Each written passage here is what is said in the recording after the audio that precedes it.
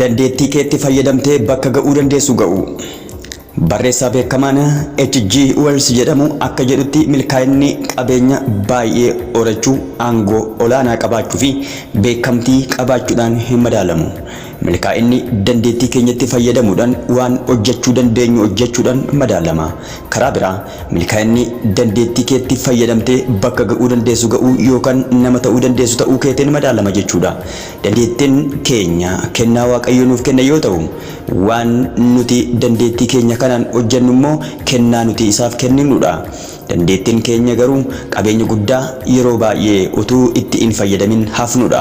Hundi keenya dandeettii dhuma hin qabne ni qabna. Garuu namoota muraasa kophaatu dandeettii isaanitti fayyadama. Maaliif? Baay'een keenya wantoota baay'ee hojjechuuf yaalii goona. Waan sammuun keenya yaade kamiyyuu hojjechuu ni dandeenya. Garuu wantoota hundumaa hojjechuu hin dandeenyu. Namoonni baay'een kaayyoo jireenya isaanii namoonni biroon akka isaaniif murteessan barbaadu. Sababa kana irraan kan ka'e kaayyoo jireenya isaanii irratti xiyyeeffatanii kutannoodhaan hin hojjetani. Ati amala akkanaa qabda taanaan qajeelfamoota armaan gadiitti fayyadamte of jijjiirutu si irra jira. Nagaa keenya hin daganne iddoo jirtanitti nagaan isiniif haa baay'atu jechaan Annaa Barraa Damiseeti kitaaba John Maxwell waa'ee adeemsa milkoominaa jedhu irratti kutaa tokkoffaa kanaan dura isiniif dhiyeesseen ture. Ammallee itti fufee kutaa lammaffaan isiniif dubbisaa jira. Dhaggeeffachuudhaan akka na hordoftan isin yaadachiisan ittaan fufa. Qajeelfamoonni armaan gadii arfan dandeettii keetti fayyadamtee bakka ga'uu dandeessu akka geessuuf si fayyadu.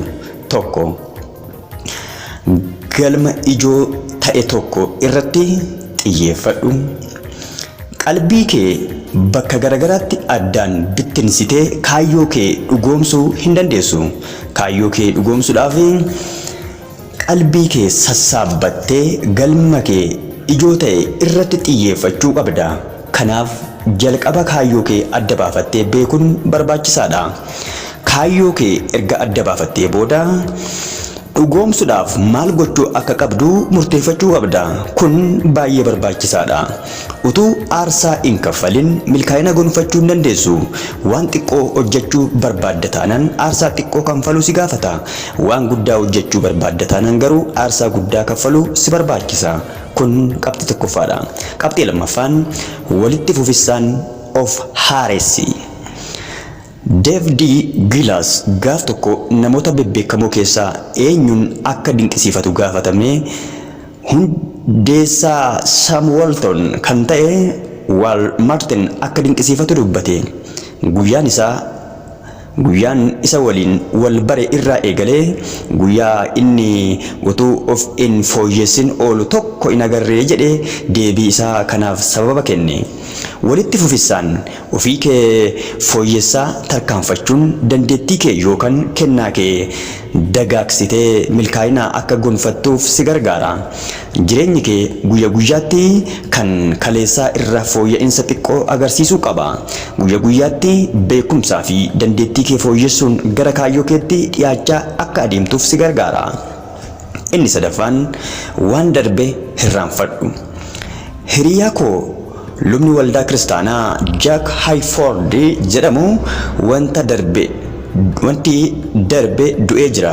Jireenyi keenya yeroo darbeef duubatti of harkisna taanaan gara birootti tarkaanfachuu hin dandeenyu jedhee ture. Namoonni baay'een garuma deeman maratti jireenya isaanii darbe marxifatanii deemu. Sababa kana irraan kan ka'e jireenyi isaanii jijjiirama yookaan guddina xiqqoollee hin agarsiisu. Namtichi seeraas Kaartis jedhamu waajjira isaa keessa barreeffama guyyaan kaleessaa galgala hedaa xumurame jedhu fannifatee qaba ture. Barreeffama kana fayyadamuudhaan wanti darbee jira waan ta'eef kan itti aanu irratti xiyyeeffachuu akka qaban hojjettoota isaa fi mataa isaa yaadachiisa jechuudha. Tarii jireenya kee darbe keessatti dogoggorawwan baay'ee dalagdee jirta ta'a yookaan bu'aa ba'ii baay'ee keessa dabartee as geesse ta'a. Wantoota jireenya kee darbe keessatti si mudatan kanneen irraanfadhu fuulduratti tarkaanfadhu malee waa'ee jireenya kee darbee yaaddee boodatti of hin harkisin. Brooker Washington garbummaa keessatti waan dhalateef carraa warri adiin argatan dhorkamaa ture. Kun garuu amilee isa buusee kaayyoo isaa irraa booddetti isa hin deebisne. Company Tuscan Institute and the National Black Business League jedhamu isatu hundeesse. Brooker Washington milkaa'inni sadarkaa namni tokko irra ga'een utuu hin ta'in gufuulee namni sun jireenya isaa keessatti injifatee darbeen madaalama jedhee ture. Mee Helen Keller fudhadhu. Helen Keller yeroo umuriin ishii 17 ture iji ishee jaame, gurri ishiis duude. Garuu Helen Keller qaama miidhamtuu taatus kolleejjii barattee eebbifamte barreessituu fi barsiistuu beekamtuu taatee jirti. Franklin Delano Rooseveltis fakkeenya fudhachuu dandeessa.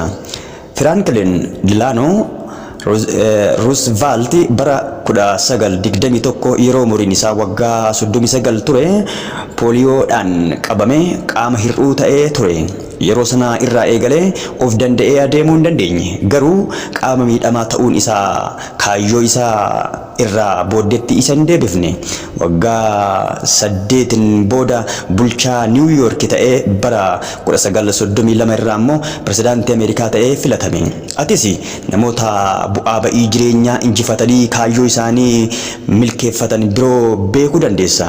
Namoota akkanaa ilaaltee atis onnachuu qabda.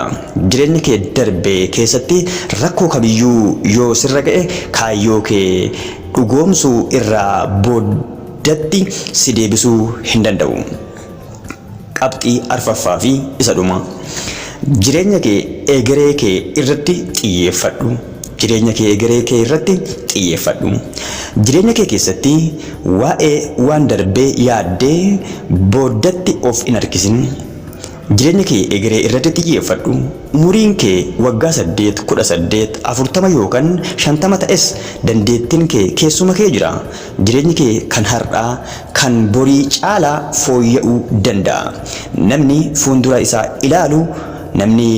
isaa ilaaluu hin dandeenye booddeetti afaa jedhama. Dhaggeeffattoota keenya, ergaa kana gabaabbinumaan kutaa lammaffaa asuma irratti yoon xumure kutaa itti aanu yeroo biraan isiniif dhiyeessa. Maaloo hordofuu keessaniif mallattoo garagaraa yookiis koomentii barreessuudhaan akka hordofaa jirtan yoo na hubachiiftan itti fufee isiniif dhiyeessuudhaaf ani saamileen argadha. Namoota kaaniifis illee dabarsuudhaan namoonni yuutuubii kootiif maatii hin taane illee akka sabskiraayib taasistan si yaadachiisa. Qophii irraa qabu asuma irratti xumura. An Abarraa Damseeti. Kitaabni kutaa kutaan isiniif dhiyeessaa jiru kitaaba John Maxwell kan seenee Mikuraa dhaggeeffattoota keenya. Kutaan kun kutaa lammaffaadha. Kutaa tokkoffaa dhaggeeffachuu barbaadan yuutuubii koo jalatti argattu. Isa itti aanuun amma walitti deebinutti nagaan tura.